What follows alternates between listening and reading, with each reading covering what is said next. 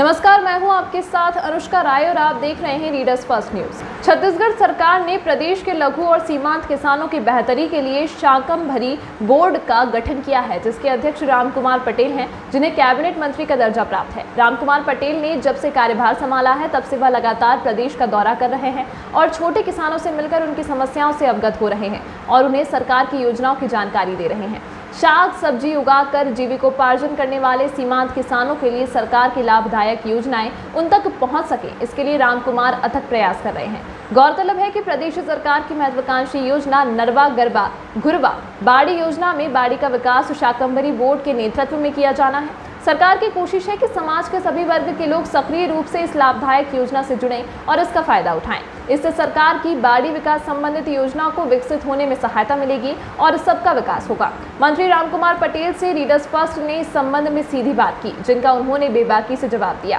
पेश है शाकंभरी बोर्ड के अध्यक्ष रामकुमार पटेल से बातचीत के कुछ मुख्य अंश। आज हमारे बीच छत्तीसगढ़ प्रदेश के शाकंभरी बोर्ड के अध्यक्ष रूबरू कार्यक्रम में मौजूद हैं। इन्हें कैबिनेट मंत्री का दर्जा भी प्राप्त है। मंत्री जी, हमारे चैनल में आपका बहुत बहुत स्वागत है। हम आपसे जानना चाहेंगे कि प्रदेश के शाकंभरी बोर्ड में सरकार के द्वारा क्या क्या योजनाएं चल रही हैं। सबसे पहले तो आपको चैनल को मैं सादर प्रणाम करता हूं।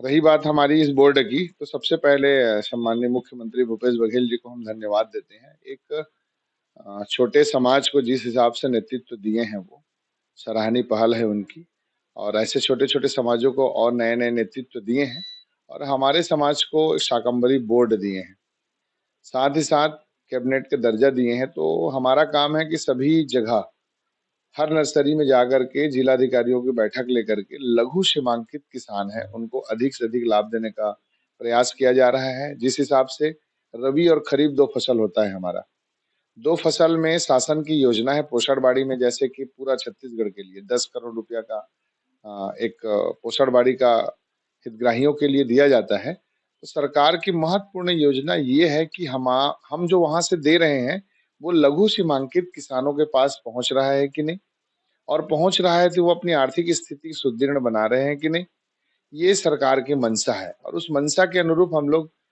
सभी जिलों में और छत्तीसगढ़ के 28 जिलों में एक बार हो चुका है।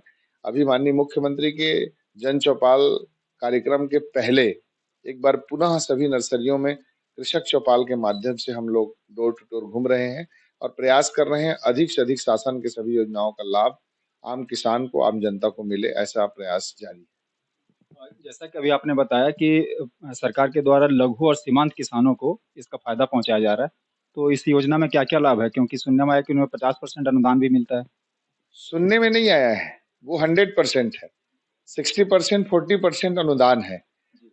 सिंपल से मैं बता दूं एक छत्तीसगढ़ी भाषा में, 40% और 60% छोड़ के आपको अगर दिया जाए तो उतना ही में आपका काम हो जाएगा। आपको पैसा उसमें मिलाने की आवश्यकता ही नहीं है।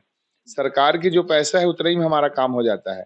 सब्सिडी जैसे कि आप पैक हाउस लीजिएगा, 2 लाख सरकार का, 2 लाख आपका रहेगा, जबकि 2 लाख में पैक हाउस बन जाएगा। सामुदायिक बाड़ी ले लीजिए, सामुदायिक बाड़ी में फेंसिंग कराइए, बोर कराइए, उसकी सारी व्यवस्था सरकार करती है। उसमें बीज भी देते हैं अपन बरबट्टी का, लौकी का, भिंडी का, तरोई का, डोरका का, जो वो चाहे किसान मन पसंद। और एक बहुत महत्वपूर्ण बात है, पिछले सरकार में डीबीटी चल रहा था तो क्या करते थे, बीज को पैकेट के माध्यम से बांटते थे।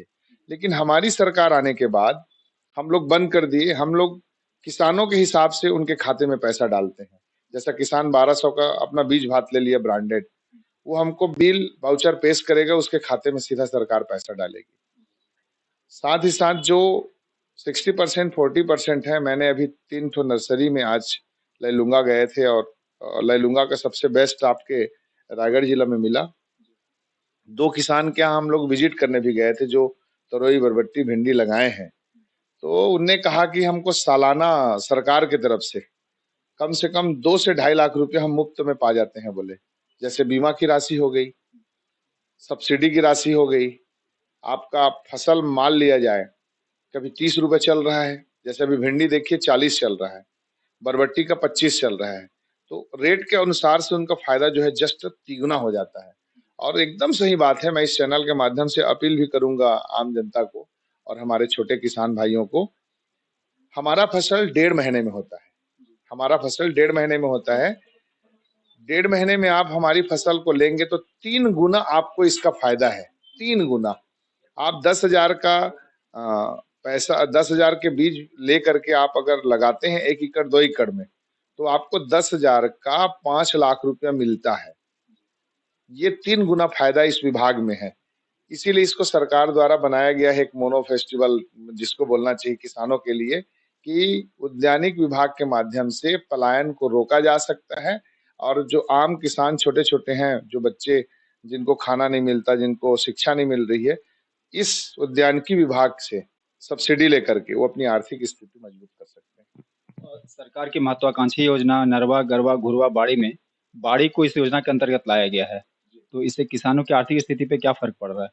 अभी देखिए, सामुदायिक बाड़ी अभी मैंने जस्ट बताया, अभी हमारे गौठान में बाड़ी लगी हुई है।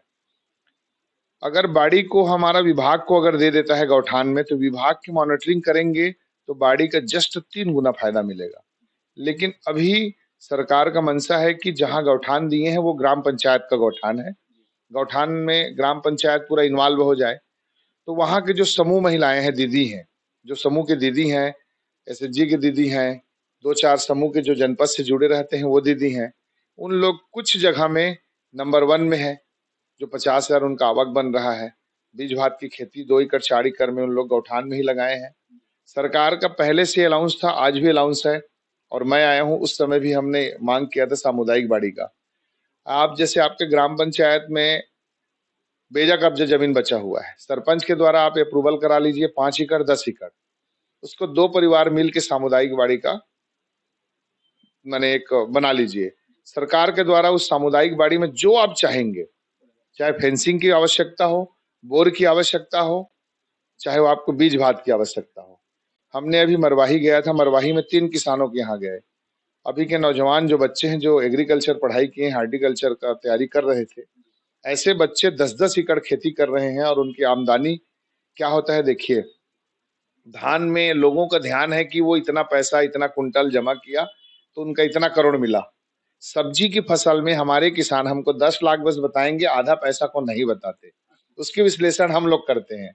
अगर वो 10 एकड़ में लगाया है और उसको खर्चा सिर्फ 2 लाख आएगा, उसको हम लोग जानते हैं।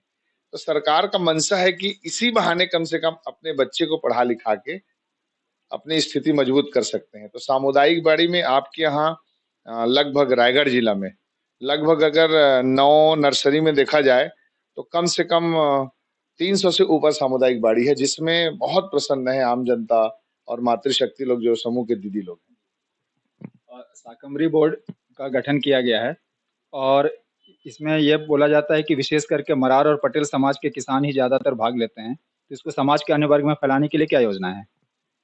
भैया देखिए, ये कहना गलत है, मैं नहीं मानूंगा कि वो पर्सनल समाज का है। सरकार किसी के लिए योजना बनाती है तो हम सबके लिए है। वो उसका फायदा हर व्यक्ति, हर किसान, हर जाति समुदाय के लोग ले सकते हैं। ये कहना सही है कि पर्टिकुलर किसी समाज को आगे बढ़ाने के लिए अगर सरकार मदद कर रही है, तो निश्चित रूप से एक मरार समाज को छाप दिया है माननीय मुख्यमंत्री भूपेश बघेल जी ने, उसका उपयोग हम कर रहे हैं। लेकिन ये योजना हम सबके लिए है। रही बात समाज के लिए, उनका कहना ये भी सही है, क्योंकि मरार ही ऐसे जाति हैं छत्तीसगढ़ में और हमारे ये मध्य प्रदेश के, दोनों में साग सब्जी हमारी पुरखौती है। शाकंभरी माता हमारी इष्ट देवी है और हम ही लोग साग भाजी का उत्थान किए हैं। लाल भाजी, पालक भाजी, मेथी भाजी हम लोग 5 डिसमिल में लगा करके मरार समाज अपने परिवार का पालन पोषण, पढ़ाई लिखाई सब कर लेते हैं। लेकिन आम जन लोग 2 एकड़ 10 एकड़ में नहीं कर पाते। तो उसकी उपलब्धि समाज को निश्चित रूप से मिला है, लेकिन इसका उपयोग आम जन के लिए है, सभी के लिए। शाकंभरी बोर्ड की भविष्य में क्या योजना है, इसकी जानकारी दें। हाँ, बहुत अच्छा आप पूछे भैया, मैं इसको धन्यवाद दूंगा। हमारी एक बैठक राज्य स्तरीय अभी हुई है 8 दिन पहले, सॉरी 5 को या 6 को ऐसा हुआ है, 3 को शायद 3 को हुआ है राज्य स्तरीय बैठक। उसमें हम लोग 4-5 ठो एक प्रयास किए आमजन के लिए। पोषण बाड़ी जो सरकार दे रहा है उसको बढ़ाने के लिए। मत्स्य में एक योजना है कि मोटरसाइकिल दिया जाता है मछली बेचने के लिए।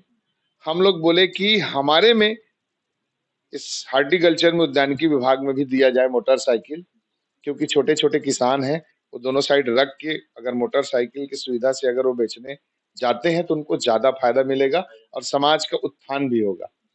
तीसरा, हमने बोर्ड की सारी व्यवस्था के बारे में कही कि बोर्ड बना के छोड़ देने से या बना देने से नहीं होता।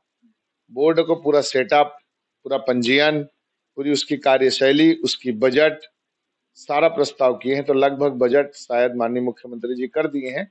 सेटअप तो मेरा तैयार हो गया है, परंतु दिक्कतें ये आ रही हैं कि हमारा विभाग में जो विभाग कर्मचारी हैं हमारे, टोटल छत्तीसगढ़ में 1700 हैं।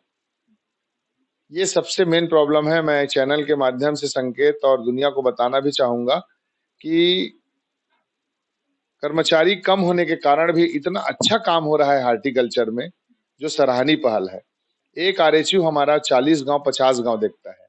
उसी में एक कृषि विभाग में कृषि विस्तार अधिकारी होता है, वो एक गांव देखता है, और हमारे में एक आरएचयू हमारा 40 गांव 50 गांव देखता है।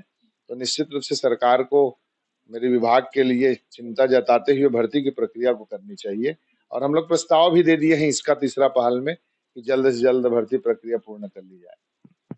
अभी आप दौरे से घर घोड़ा ले लूंगा होके आ रहे हैं, तो इस स्थिति में आपको खुद पता चल गया होगा कि यहाँ सड़कों की स्थिति कितनी खराब है। इसके लिए आप क्या कहेंगे? क्या है, देखिए, जिसकी भी सरकार बनती है, अब आप लोगों का तो काम ही वही है, सड़क, जांजगीर और रायगढ़ और कोरबा, ये तीन का ना तो पहले कोई माई बाप था ना आज है कोई माई बाप लेकिन प्रयास कर रहे हैं माननीय मुख्यमंत्री जी। हमारे प्रवास होने के बाद कहिए, अब तो कुछ समय में रायगढ़ प्रवास पे रहेंगे, तो निश्चित रूप से रोड जितने खराब हैं आने वाले समय में दुरुस्त कर दिया जाएगा, कोई दिक्कत नहीं। अभी एक ताज़ा विवाद में हमारे प्रदेश की पुलिस उत्तर प्रदेश से एक निजी चैनल के एंकर को गिरफ्तार करने गई थी। वहां से उसे बड़े बेआबरू होकर लौटना पड़ा। तो ऐसे में हमारे प्रदेश की किरकिरी हो रही है। तो क्या ये राजनीतिक दृष्टिकोण से प्रेरित नहीं लगता है अभी जाना? 100% बिल्कुल ये गलत है। राजनीति परिवेश, इसीलिए तो आजकल के बच्चे राजनीति संरक्षण लेके बड़े बड़े कांड कर रहे हैं, बड़े बड़े अपराध कर रहे हैं। राजनीति शरण ना दिया जाए तो सब स्वतंत्र हो जाएंगे और अच्छा काम होगा। पुलिस का काम पहले भी अच्छा था, आज भी अच्छा है, भविष्य में भी अच्छा रहेगा। राजनीति बिल्कुल, मैं एक सामाजिक व्यक्ति हूं, मैं बिल्कुल कह सकता हूं, मुझे कोई दिक्कत नहीं इस बात को बोलने में। जो प्रशासन होता है वो स्थायी होता है और सत्ता और सरकार चलायमान होता है। तो प्रशासन से कृपया दुश्मनी न लें। जो प्रशासन कहता है उस पर हमको चलना चाहिए। यह कहना ठीक है, कानून में बिल्कुल बताया गया है कि सत्ता और सरकार का तालमेल बराबर होनी चाहिए, तभी चलता है। लेकिन यहाँ की जो घटना है बिल्कुल निंदनीय घटना है। इसमें राजनीति परिवेश नहीं घुसना चाहिए, सब काम सफल हो जाएगा। आपका बहुत बहुत धन्यवाद। आपने हमारे चैनल को अपना अमूल्य समय दिया। बहुत बहुत धन्यवाद।